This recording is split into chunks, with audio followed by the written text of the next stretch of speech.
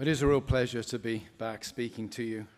I think it's my third year in a row, and last year the Napa Institute actually, I ended up with a singular honor as a result of my speaking. I was named and shamed as one of the villains of the piece by the National Catholic Reporter. Now, as a Protestant, As a Protestant, I assume that being criticized by Catholics is part of my basic job description. Normally, the criticism runs something like this: you're not Catholic enough. It was interesting to receive the criticism that more or less you're too Catholic. I don't think that any Protestant since the Reformation has been given that honor. So it is a great pleasure to be with you today. I've been given the task by my very good friend and mentor, Fran Mayer, of speaking about crossing the threshold of hope. That's an interesting task for Fran and I to discuss. A mutual friend, Rusty Reno, used to say that when Fran and I were having lunch in Philadelphia, he could see the dark cloud of doom as far away as Manhattan. So I'm going to break with my usual doom and gloom and try to offer some hope to us this morning. We do live in many ways in a hopeless age. I guess we encounter this in different ways in our different spheres. For me, teaching at a liberal arts college, each year there is an annual all-day faculty meeting, which all faculty have to attend. This year I've pleaded visiting my mum in the UK and been given an exemption, so I won't be there. But usually at some point in that meeting, statistics on student visitation of the counselling service on campus is given. And I think typically the statistics at Grove, which are not untypical of the nation as a whole, run between 40 and 45%. When I was at college in the 1980s, I didn't even know that such a thing as the counselling centre existed. And yet now it is a fundamental part of student life on campuses across America, and I would assume across the West. It's been striking to me watching the news since we arrived in California on Wednesday. The levels of crime in California, surely one of the richest areas in the whole of the world, and yet the levels of crime and disruption seem to be catastrophic. The use of drugs. I'm not actually from outside Philadelphia. My college in Western Pennsylvania, sort of upper Appalachia, the scourge of the opioid crisis is visible everywhere in the world in which I live. The causes may be manifold, but I think one of them is this, and that's where I want to offer some hope this morning. I think the cause of an awful lot of modern pathologies, including the despair that characterizes the world around us, is a crisis in anthropology. It's 80 years since C.S. Lewis gave the lectures that became his classic book, The Abolition of Man. It is one of those books that is more true now, I think, than at the time when he initially gave those lectures. We have lost a consensus on what it means to be human, and that has led, among other things, to the unbearable demand to create our own meanings and our own identities. We've created a burden, I think, that we cannot bear. And that raises the question then of where does hope come from? Hope, of course, arises in that tension between the present and the future. It involves a dissatisfaction or an anger at the present and a longing for something better. Hope has a future reference, but that can make it a little bit empty and vacuous as a concept at times. It can degenerate into a kind of Pollyanna-ish, well, everything will turn out for the best. Or, if like me, you're a Charles Dickens fan, it might degenerate into a kind of Micawber-ish. Something's going to turn up. What I want to suggest this morning is Christianity offers a more concrete form of hope.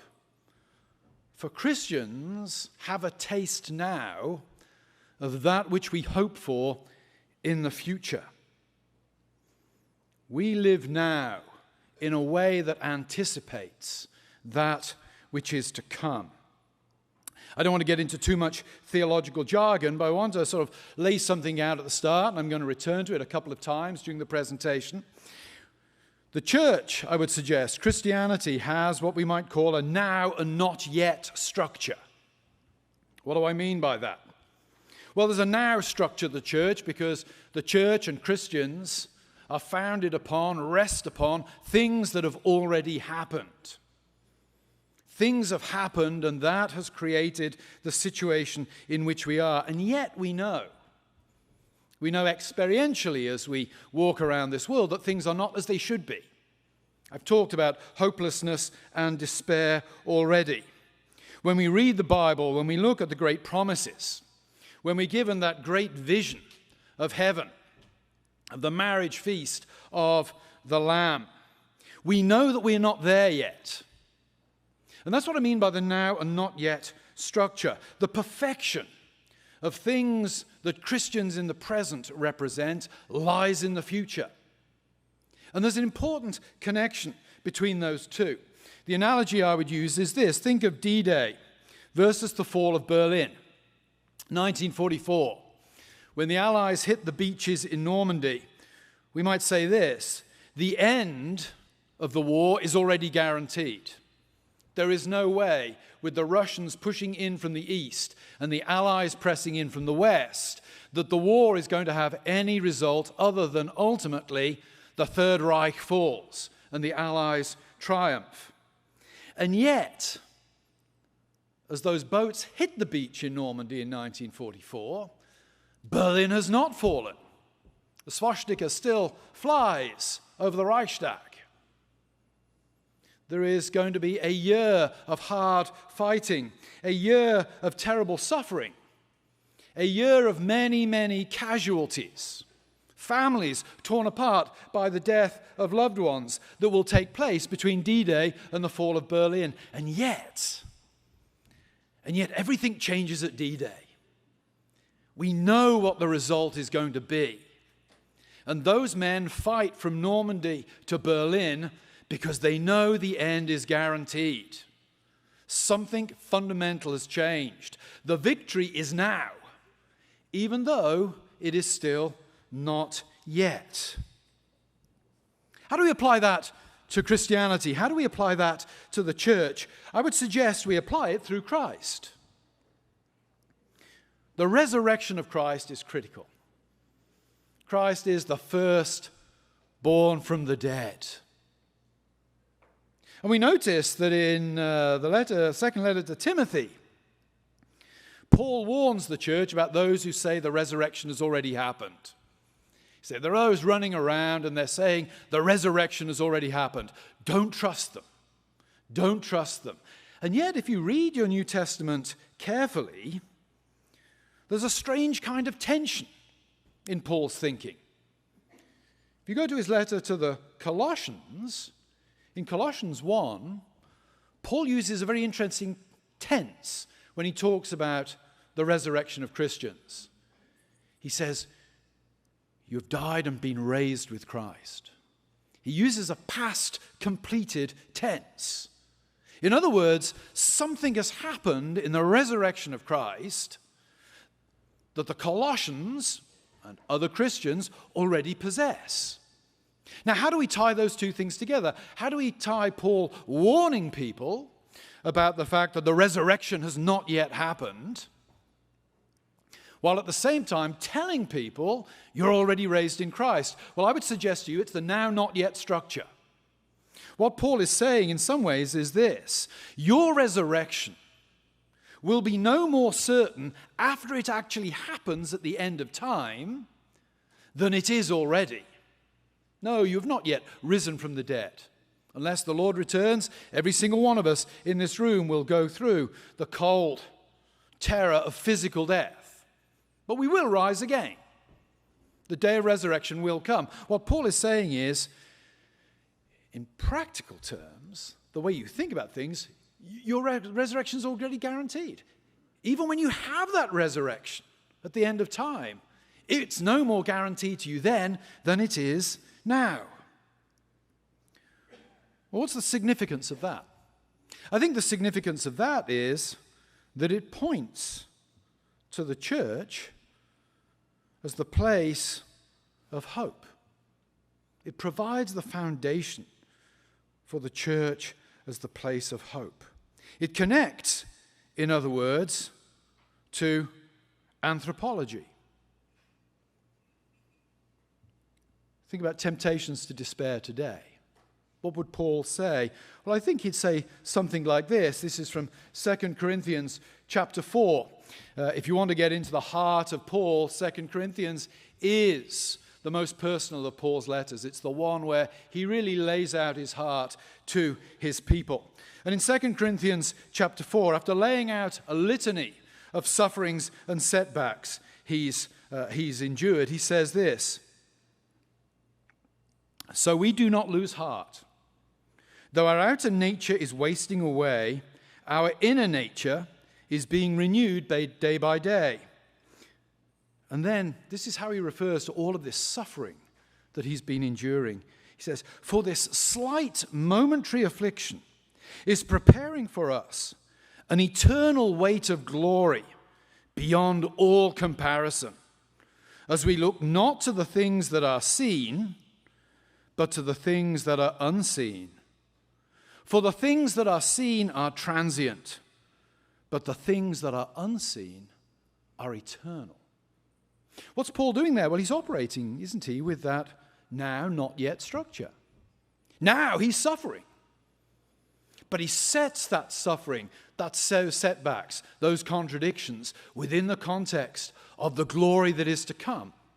Paul knows that on the day of resurrection, the eternal weight of glory will utterly relativize every single second of suffering that he's endured in this earthly coil. He does not lose heart because he knows now that his resurrection will be no more guaranteed once it's happened than it is at the very moment that he's going through his sufferings. We get hints of this in the Old Testament. If you're looking for a psalm that captures something, I think, of the confusion that many Christians feel today as they look around the world and they see all of the injustices and the problems and the chaos round about. If you're looking for a psalm that captures that feeling beautifully, it's Psalm 73. And the psalmist, paraphrasing here, but essentially says this: "I looked around at the world and I see that the wicked, they live long, happy, prosperous lives, and then they die peaceful deaths.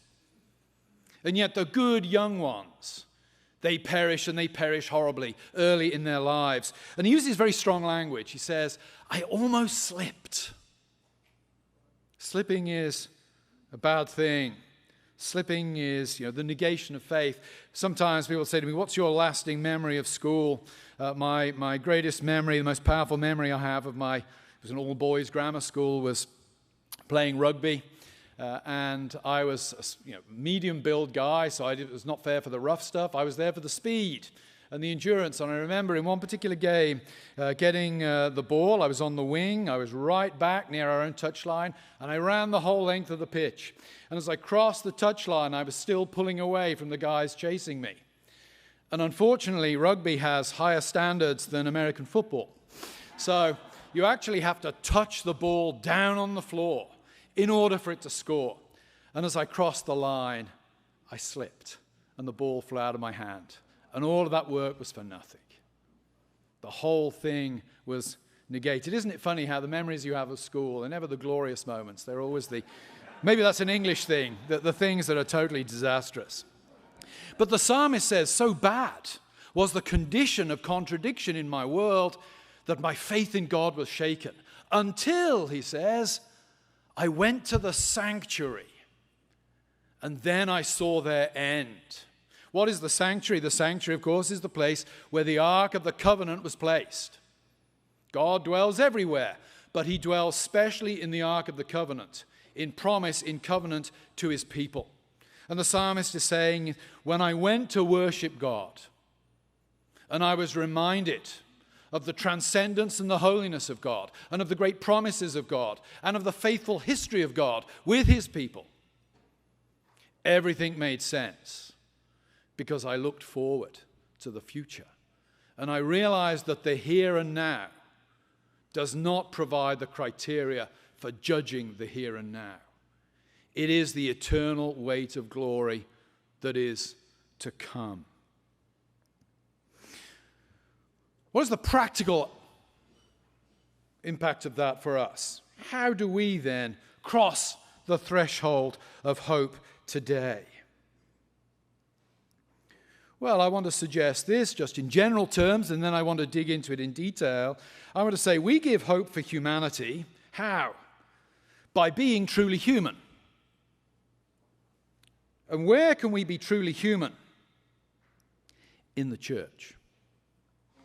The church is where human nature, where what it means to be human, where what it means to be made in the image of God, where what it means to have died and risen in Christ, where these things are embodied. To be human, I would suggest, is this. It is to be made in God's image, and it is therefore to live in communion with God. I'm very struck by Catholic theologian Douglas Farrow's comment somewhere to the effect that human beings are those who are designed to worship. We are at our most human when we worship God. In the Presbyterian tradition, first question of the Shorter Catechism is, what is man's chief end? Man's chief end is to glorify God and enjoy him forever. That is the telos of humanity. Where is that telos manifested today? I would say, well, one could look at various aspects of this, but I want to focus on two in particular. I want to suggest that telos is anticipated, is pointed to, is found in the church in worship, and I think it is found also in the church in community. Church in worship. Here I'm acutely aware that my understanding of the church and yours will be a little bit different. But you can read me in any way you want. I want to suggest that all Christian traditions understand that the task of the church is that of proclaiming the word and administering the sacraments. We may prioritize those things a little differently. We may have some serious disagreements, particularly on the issue of the sacraments. But the church is primarily in the business of proclaiming the word and administering the sacraments. One might ask why. Well, I think there we get into another aspect of Paul's teaching in Colossians. Colossians 3, Paul says this, talking about these people who have been raised in Christ. If then you have been raised with Christ, seek the things that are above, where Christ is seated at the right hand of God. Set your mind on things that are above, not on things that are on earth. For you have died, and your life is hidden with Christ in God. What's Paul saying there? The primary task of a Christian is to focus on the things above. And that's the task of the church. Christians do many wonderful things. But the primary task of the church is what? It's to give Christians a little taste of heaven on earth.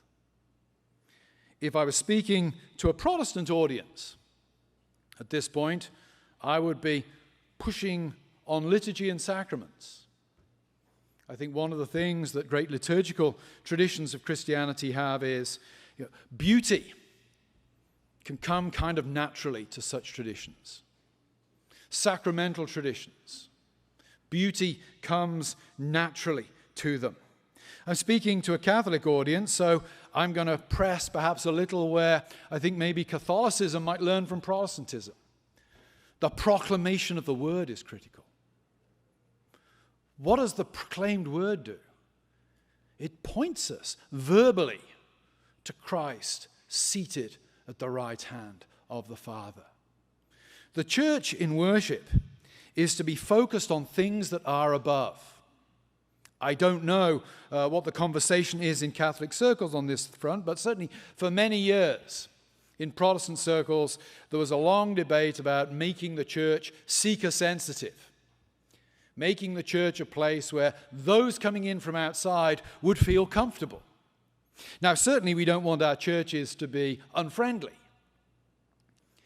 But it's interesting, is it not, that the only description that Paul gives in the New Testament of a non-Christian wandering into a Christian worship service involves that non-Christian, in 1 Corinthians 14, falling down flat on his face, shocked, stunned, in awe of what's going on. I gave a talk last year, and at the end of it, a young man put his hand up and he said, you talk about the church pointing us to beautiful things. He said, at my church, he said, it's like, I always remember the phrase, sounded absolutely ghastly. He said, it's like a Coldplay concert followed by a TED talk. Absolutely awful. In other words, one could translate that and say, it's exactly like the stuff going on outside in the world. Nobody walks into a Coldplay concert and a TED talk and falls down on their face because they know those people are in the presence of an awesome and holy God. Where do we give people hope? I would suggest, first of all, in worship, by the church being the church. We give people hope not by trying to baptize and sanctify the things around us, but primarily by pointing away from those things to the eternal weight of glory that is to come. That psalmist on that day when he went into the sanctuary did not find comfort in the fact that the sanctuary sort of accommodated the stuff of the world around. That psalmist found comfort and hope because it pointed him back to the great dealings of God with Israel and forward to the great hope that was to come. Second thing, and this I think is where the pinch comes for all of us. And I'm a big believer in, sort of a Bruce Springsteen person, pre-1980 really. I think Darkness at the Edge of Town might have been his last great album. But there's a song in Darkness at the Edge of Town, Badlands. And there's a line that just gripped my imagination the first time I heard it, and it's this. You spend your life waiting for a moment that just don't come. Don't waste your time waiting. And I said last night, we had the panel on ecumenism, and my last speech was about, ecumenism can start tomorrow where you are, just by being friendly to other Christians, by praying for Christians from other traditions. We can all start crossing the threshold of hope in our neighborhoods tomorrow. How? Well, I would suggest this. One of the key things about the church is that in the church as community, human beings treat each other as persons, not as things. God, of course, treats us as persons. We're told not a sparrow falls to the ground without your Father in heaven knowing it. Even the hairs of your head are numbered. I once had an impertinent student, when I quoted that in class, put up his hand and he said, Dr. Trueman, did you used to have more hair? And I said, yes. My nickname at college was the Wolf Man, if you can believe that now. And he said, so you have less hair now? And I said, yes. He said, does that mean that God knows less about you now than he used to? I actually thought it was a very profound theological question. But anyway, God treats us as persons. What is the problem today? The problem today is that everybody tends to treat everybody else as an object or an instrument. I try to make this clear to the students in class when I say, when somebody asks you on a date, there's a girl there and a guy asks her on a date, she wants to look into his eyes and see that he sees her as an end in herself, that he sees her as a beautiful person and not as a tool or an instrument for getting something.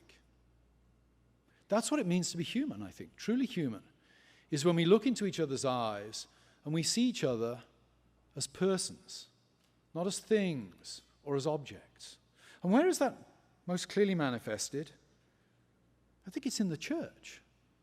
Not just the church in worship, but the church as we go about our daily lives. Because, interesting enough, it's actually rooted in the doctrine of God. Deuteronomy 10, which I think is foundational for understanding Old Testament ethics. Deuteronomy 10 declares this: "For the Lord your God is God of gods and Lord of lords, the great, the mighty, and the awesome God, who is not partial and takes no bribe. He executes justice for the fatherless and the widow, and loves the sojourner, giving him food and clothing." And then comes the punchline. "Love the sojourner, therefore, for you were sojourners in Egypt." What is God saying there? I am the God who treats people as people. I treat those made in my image as people made in my image. You, therefore, should treat others as people made in my image. How does that manifest itself? Well, in many, many ways, but I would suggest this. One of the easiest ways to bring hope to your families and your communities is this: to exercise God-shaped hospitality. Hospitality is critical. Perhaps the darkest and most terrible chapter in the Old Testament is Judges 19. If you're not familiar with the story, Judges 19 is the story of a priest and his concubine. And the concubine, the second-class wife, has an affair. She runs off. He goes to fetch her. And his father-in-law won't allow him to leave. He keeps having more and more parties for the Levites. So the Levite delays and delays and delays until finally he's got to go. And he and his second-class wife, they leave and they're traveling back home. And they pass through a town that is not part of the people of God. And the Levite won't stay there because he says, I've got to be in a place, a town of the people of God. And they get to a town which is ruled by the Benjaminites, tribe of Israel. And up until that point in the passage, it's been a kind of comedy. You've had this ridiculous, over-the-top hospitality. And then suddenly, the Levite and his concubine, well, they're in the town square, in this house in Israel, and nobody offers them hospitality. And it ends with the terrible gang rape of the Levite of the Levite's concubine by the Benjaminites. And then the Levite himself dismembers his wife and sends her as a war call across Israel. And what's most sinister about that passage is we're not told when the concubine dies. She's just an object, even to her husband. She's just a thing. And one of the refrains that comes up again and again in that latter section of the book of Judges is, "In those days there was no king in Israel." It's a historical point. It's before the kingdom. But it's also a moral point as well. The people of Israel lived as if God did not exist. And how are we shown that? How are we shown the hopelessness of the situation? The lack of hospitality. Hospitality leads us to treat others as people. It is interesting, I don't know how these passages are applied in the Catholic Church, but Paul's qualifications for eldership in the pastoral epistles, they include hospitality. The church leader is to be a hospitable person. Why? Because the church leader is to epitomize in his life that to which all Christians should aspire. All Christians are to be hospitable. What is hospitality? It is the open, free, gratuitous giving and opening up of yourself to another. My wife and I love this. We moved from Philadelphia to Western Pennsylvania, from an expensive part of the country to a much cheaper part of the country, and we decided to buy a much bigger house than we needed. There's just the two of us now. The kids have gone. Why do we do that? Because we wanted to open the house to students. My wife hates it when I do this, but if you take a class from me, I don't care if you can hate me as a student, but you're still getting an invitation to my house. We just have open houses. I say to the students, hey, anybody wants to come around to our house for dessert and conversation tonight, come on around. Because I open it up to all classes all the time, we can have anywhere between 20 and I think our record was 70 students in one night.